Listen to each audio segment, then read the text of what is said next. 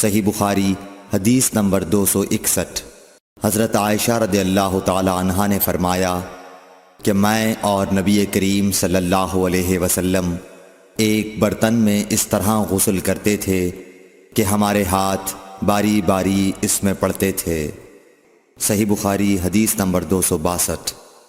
حضرت عائشہ رضی اللہ تعالی عنہا نے فرمایا کہ جب رسول اللہ صلی اللہ علیہ وسلم غسل جنابت فرماتے تو پہلے اپنا ہاتھ دھوتے۔ صحیح بخاری حدیث نمبر 263۔ حضرت عائشہ رضی اللہ تعالی عنہا نے کہا کہ میں اور نبی کریم صلی اللہ علیہ وسلم دونوں مل کر ایک ہی برتن میں غسل جنابت کرتے تھے۔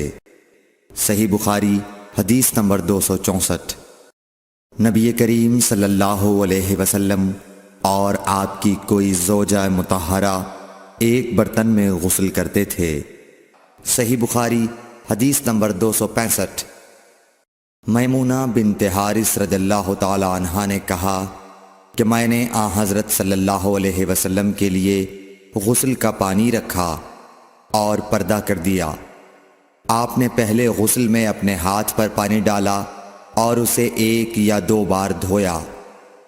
سلیمان اعمش کہتے ہیں کہ مجھے یاد نہیں راوی سالم بن ابی الجعد نے تیسری بار کا بھی ذکر کیا یا نہیں۔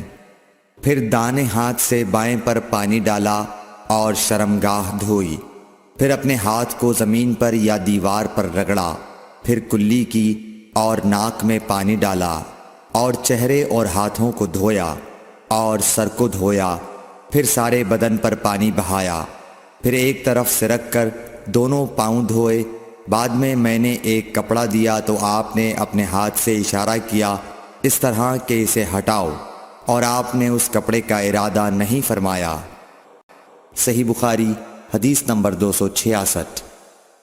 میمونہ رضی اللہ تعالی عنہا نے کہا کہ میں نے حضرت صلی اللہ علیہ وسلم کے لیے غسل کا پانی رکھا تو آپ نے پہلے پانی اپنے ہاتھوں پر گرا کر انہیں 2 یا 3 بار دھویا، پھر اپنے داہنے ہاتھ سے بائیں پر گرا کر اپنی شرمگاہوں کو دھویا، پھر ہاتھ کو زمین پر رگڑا، پھر کلی کی اور ناک میں ڈالا، پھر اپنے چہرے اور ہاتھوں کو دھویا، پھر اپنے سر کو 3 مرتبہ دھویا، پھر اپنے سارے بدن پر پانی بہایا، پھر آپ اپنی غسل کی جگہ سے الگ ہو گئے، پھر اپنے قدموں کو دھویا۔